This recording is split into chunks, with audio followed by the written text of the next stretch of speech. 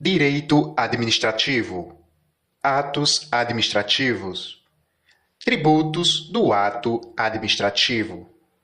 Resumo este retirado do livro de Direito Administrativo Descomplicado, dos autores Marcelo Alexandrino e Vicente Paulo.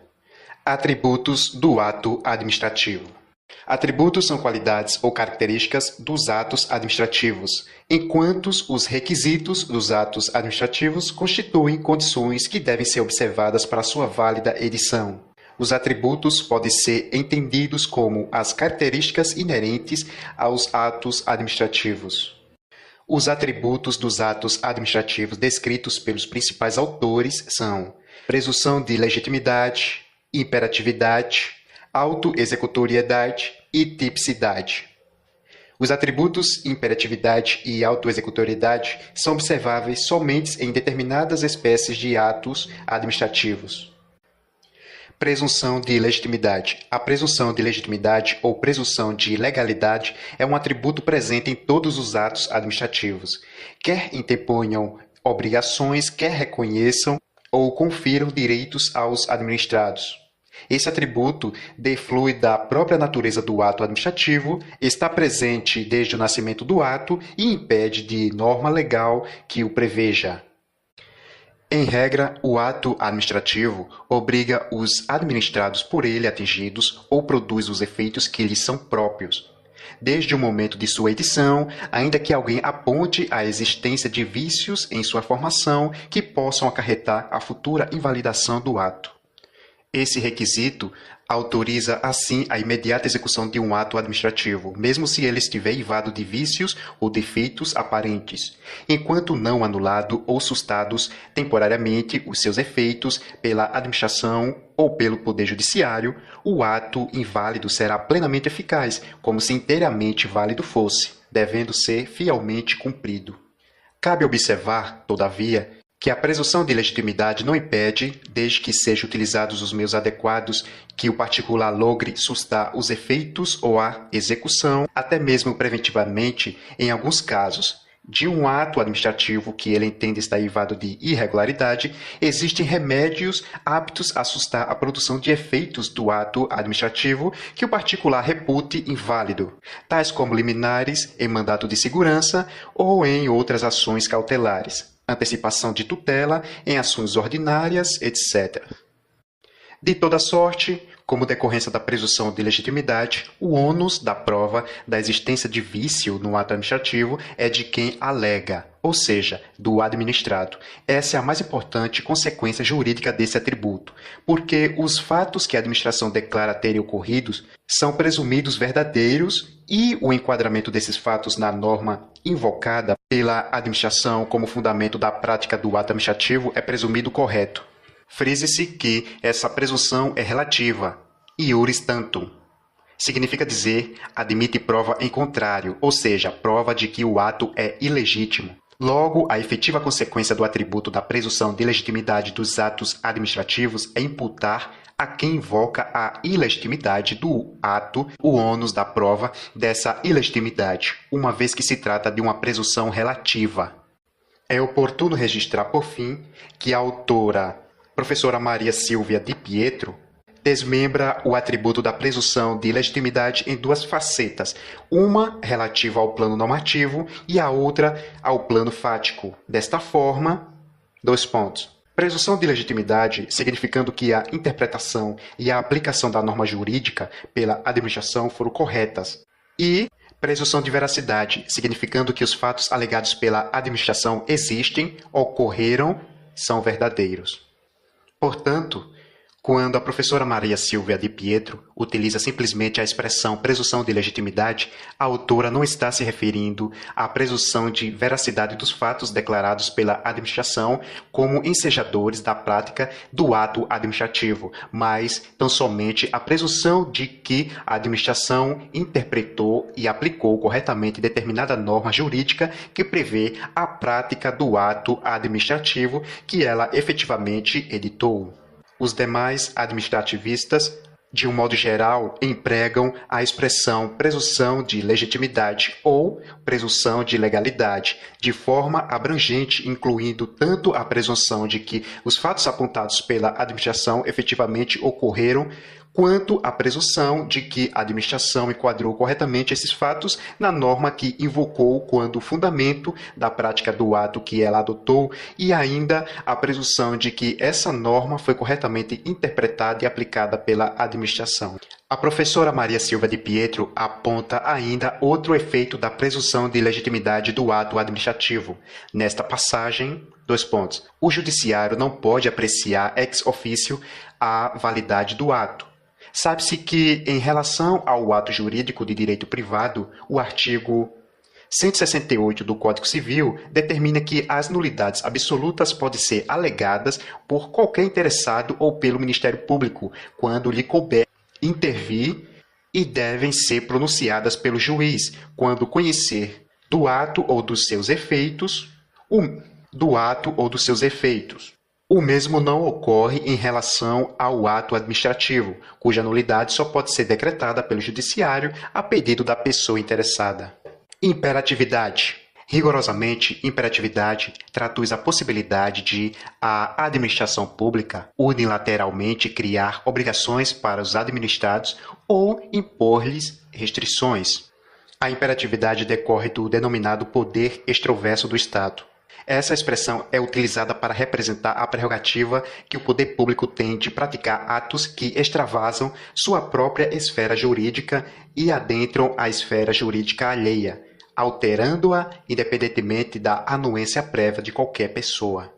Como se depreende, não é um atributo presente em qualquer ato, mas apenas aqueles atos que implicam obrigações para o administrado, ou que são a ele impostos e devem ser por ele obedecido, sem necessidade de seu consentimento, como é o caso dos atos punitivos de um modo geral.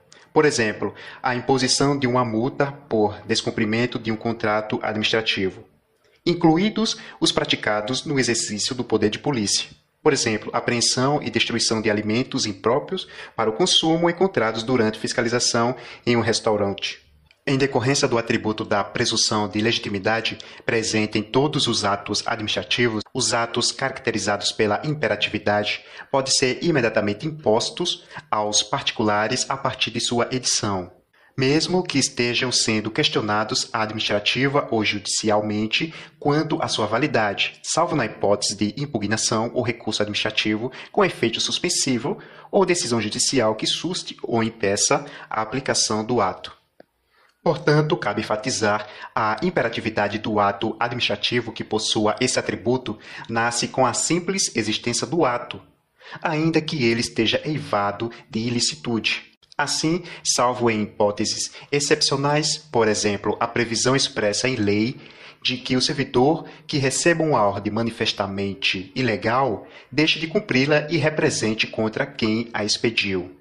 Deve ele ser fielmente cumprido ou obedecido até que seja retirado do mundo jurídico ou que sejam suspensos os seus efeitos, nas hipóteses em que isso for possível.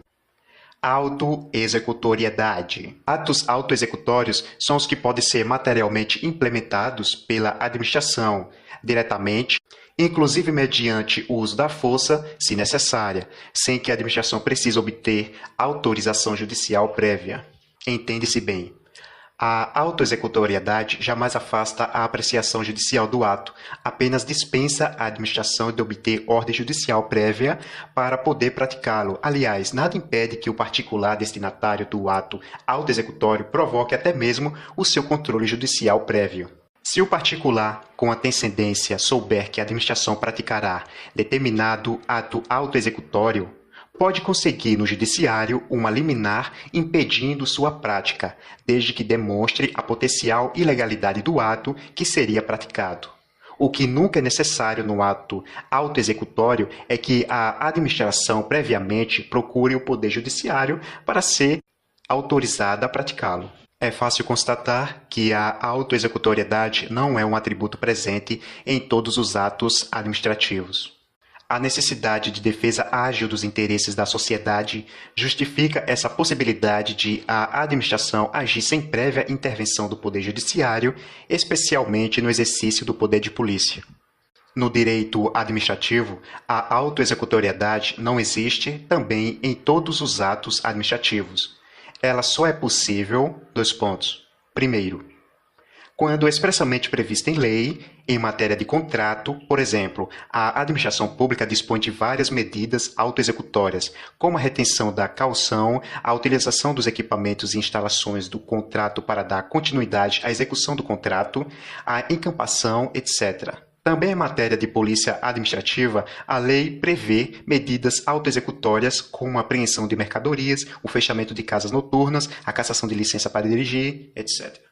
E, segundo, quando se trata de medida urgente que, caso não adotada de imediato, possa ocasionar prejuízo maior para o interesse público. Isso acontece também no âmbito da polícia administrativa, podendo-se citar como exemplo a demolição de prédio que ameaça ruir, o internamento de pessoa com doença contagiosa, a dissolução de reunião que põe em risco a segurança de pessoas e coisas. A autoexecutoriedade dos atos administrativos apenas permite sua implementação material direta pela administração, mas sempre que o administrado entenda haver desvio ou excesso de poder ou quaisquer outras ilegalidades, pode exercer seu direito inafastável de buscar a tutela jurisdicional. O Poder Judiciário, se considerar pertinentes as alegações do particular, poderá declarar a nulidade dos atos praticados ou, se provocado preventivamente, sustar a sua edição em caráter cautelar ou definitivo. São exemplos típicos de atos autoexecutórios: a retirada da população de um prédio que ameaça desabar, a demolição desse mesmo prédio, a apreensão de mercadorias entradas ou encontradas no país irregularmente, a destruição de alimentos impróprios para o consumo encontrados numa prateleira de supermercado, a demolição de obras clandestinas que põem em risco a segurança da população, a dissolução de uma passeata, entre outros. Exemplo tradicional de ato não revestido de autoexecutoriedade é a cobrança de multa, quando resistida pelo particular. Embora a imposição da multa pela administração independa de qualquer manifestação prévia do Poder Judiciário, a execução, cobrança forçada da quantia correspondente deve, sim, ser realizada judicialmente. Significa dizer, nos casos em que o particular se recusa a pagar, a administração somente pode haver a quantia a ela devida mediante uma solução judicial de cobrança, denominada execução fiscal, ou seja, não pode a administração obter por meios próprios, sem a interferência do Poder Judiciário, o valor a ela devido. Para finalizar, é relevante observar que o professor Celso Antônio Bandeira de Mello aponta como figuras distintas atributos que ele denomina exigibilidade e executoriedade. O autor não utiliza a expressão autoexecutoriedade. Para o mestre, a exigibilidade seria caracterizada pela obrigação que o administrado tem que cumprir o ato, ao passo que a executoriedade seria a possibilidade de a administração praticar o ato ou compelir direta e materialmente o administrado a praticá-lo, ou seja, a coação material. Por exemplo, a administração pode intimar o particular a construir uma calçada defronte sua casa. Esse ato é exigível, vale dizer, faz surgir uma obrigação para o administrado que deve ser cumprida. Se a ordem for descumprida, a administração multará o administrado, o que é um meio indireto de compeli-lo a cumprir a determinação administrativa. A determinação de que construa a calçada não é, entretanto, um ato executório, porque a administração não pode coagir materialmente o particular a construir a calçada. Ela só pode usar meios indiretos, a exemplo da aplicação da multa, pelo descumprimento da ordem. Na linguagem do professor Celso Antônio, quando a administração só tem possibilidade de utilizar meios indiretos para constranger o administrado a adotar determinada conduta, disse que a imposição administrativa é exigível, mas não é executória.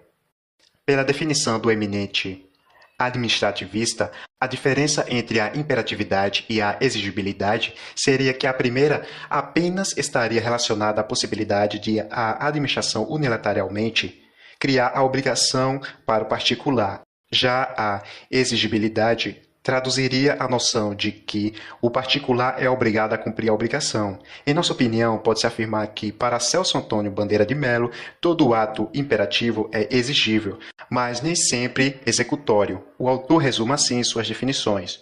Sintetizando, graças à exigibilidade, a administração pode valer-se de meios indiretos que induzirão o administrado a atender ao comando imperativo.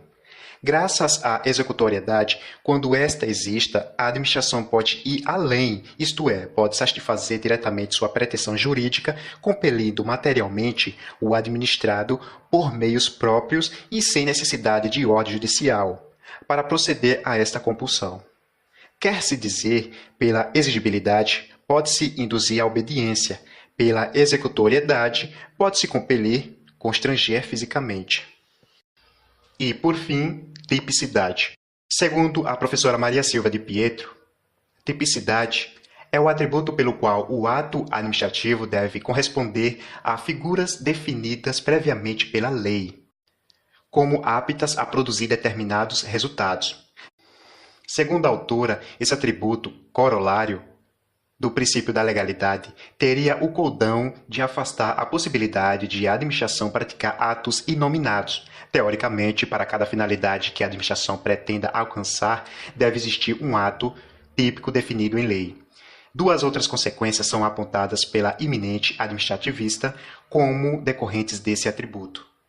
A primeira representa uma garantia para o administrado, pois impede que a administração pratique um ato unilateral e coercitivo sem prévia previsão legal.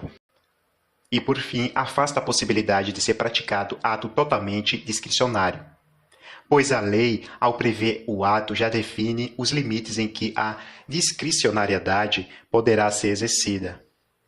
Por fim, a professora Maria Silva esclarece que a tipicidade só existe com relação aos atos unilaterais. Não existe nos contratos porque, com relação a eles, não há imposição de vontade da administração, que depende sempre da aceitação do particular. Nada impede que as partes convencionem um contrato inominado, desde que atenda melhor ao interesse público e ao particular. Fico por aqui e apaga a luz.